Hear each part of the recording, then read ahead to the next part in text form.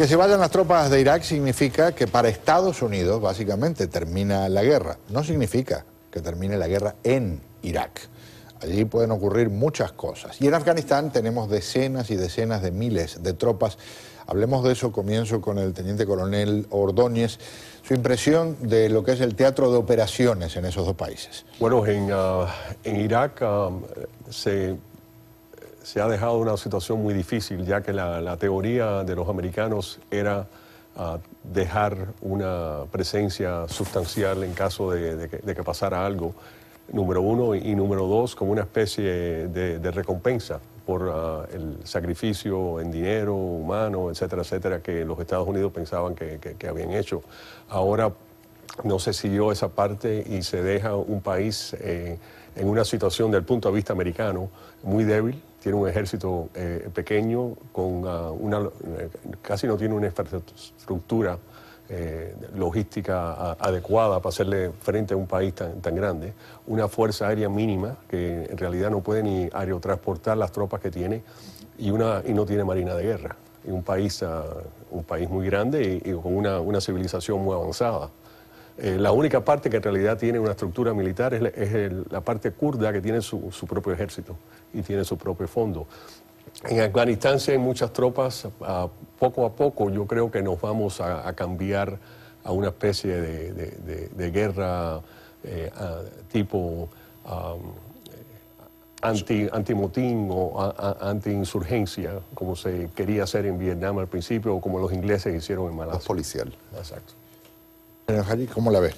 Bueno, en Irak, sí, la guerra entre los soldados terminó, pero nos enfrentamos, acá como Estados Unidos, ahora a otra guerra. La primera es proteger los intereses de Estados Unidos en el Golfo Árabe, desde Kuwait, desde Qatar y desde Arabia Saudita. Irak sabe que no quiere una base americana, pero ellos saben que están los americanos a la vuelta en Kuwait. Si cualquier invasión iraní oficial, van a intervenir las fuerzas americanas. Lo que pasa es que Irán va a intervenir completamente sin ejército. Claro. Lo que van a hacer es intervenir a través de sus aliados dentro del gobierno de Irak y dentro de las comunidades chiitas en Irak. En la zona kurda, que tiene casi una autonomía a este momento, está un poco independiente, no va a poder Irán manipular esta región como ellos quieren. Ahora, el tema sería conectado entre Irak, Irán y Siria también, porque Siria es parte de este frente que está haciendo Irán en contra del otro frente encabezado por Egipto y Arabia Saudita, y Turquía, los países sunitas, en contra del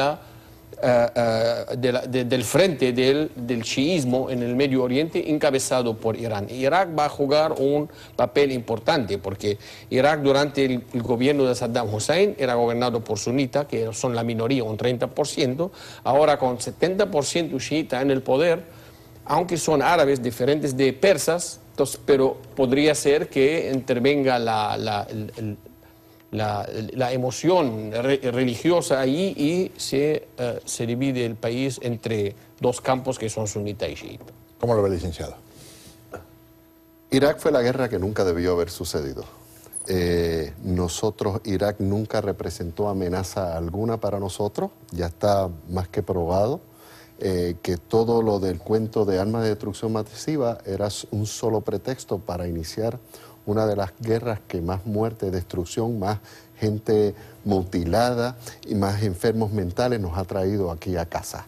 Ya era hora, hace muchos años, primero, que no hubiésemos ido. Bueno, en realidad, un detalle por las dudas. El número de muertos, eso no es así. Porque ha habido, en la Segunda Guerra Mundial murieron 400.000 estadounidenses, en Vietnam comparado con los conflictos contemporáneos, eso sí, los recientes, sí, ¿verdad? Sí. Que mueran más norteamericanos en esa guerra innecesaria, que los norteamericanos que murieron en septiembre 11 ya es una cifra innecesaria, ¿verdad? Sí.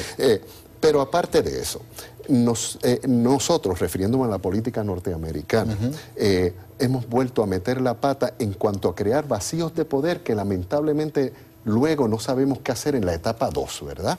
Nos pasó en Afganistán cuando en Afganistán apoyamos a los mujahidín y a través de Osama Bin Laden ayudamos a que los afganos sacaran del territorio afgano a los soviéticos. Una vez pasó eso, esa era la misión norteamericana, terminó. ¿Y qué pasó? Que ese vacío de poder lo llenó el Talibán. Y después teníamos un problema en Afganistán con el Talibán y un rogue state, un estado sin orden, donde sirvió de albergue, como sabemos, a movimientos extremistas como Al-Qaeda.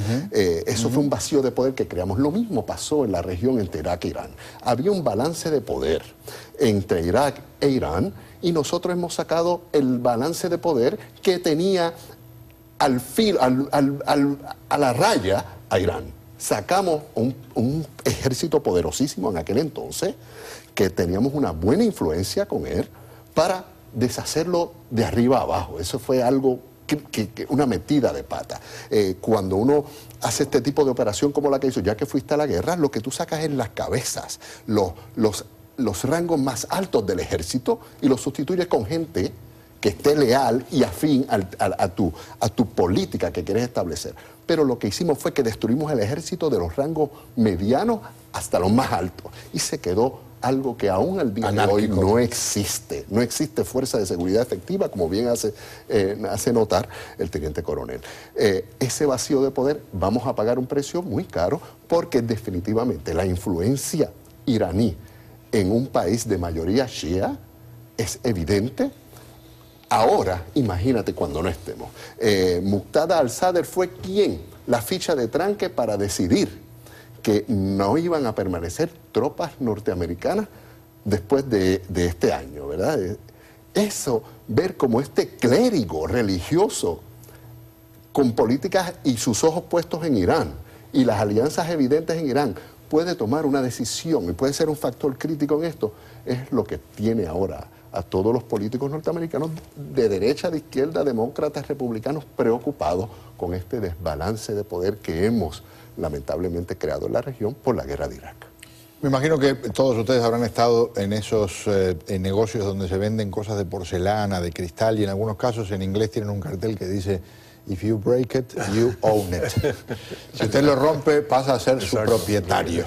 Y una cosa que a mí me asombra, porque la historia muestra que los británicos tuvieron ese problema en Irak, llegaron con una idea y salieron desmantelados.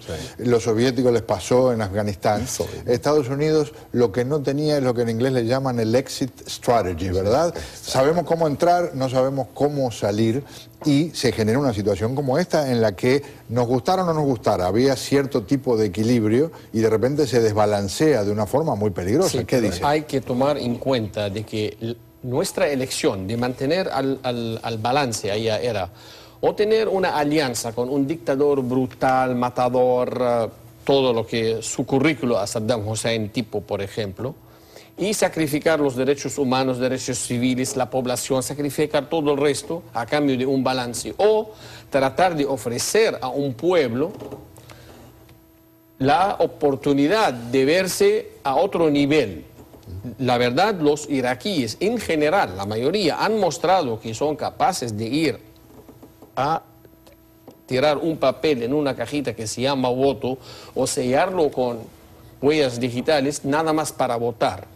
La minoría violenta, que entre los dos bandos, que sean sunita o chiita, han mostrado que ellos vieron la oportunidad para llegar con sus metas violentas, ideologías diabólicas, para desbaratar a ese país. Eso no es culpa de nosotros. Nosotros ofrecemos el pastel para poner en la mesa, pero hay gente que come y hay gente que se tira el pastel en la cara. Es un buen punto. Vamos a tener que dejar para el 2012 seguir conversando de este tema, porque estos son capítulos que están en marcha. Hoy mismo están ocurriendo cosas en esta región del planeta que mañana harán que los titulares de los periódicos apunten en otra dirección. Por ahora, un gran gusto tenerlos con nosotros, una oportunidad de decirles además que terminen el año espectacularmente y que el 2012 les traiga lo mejor.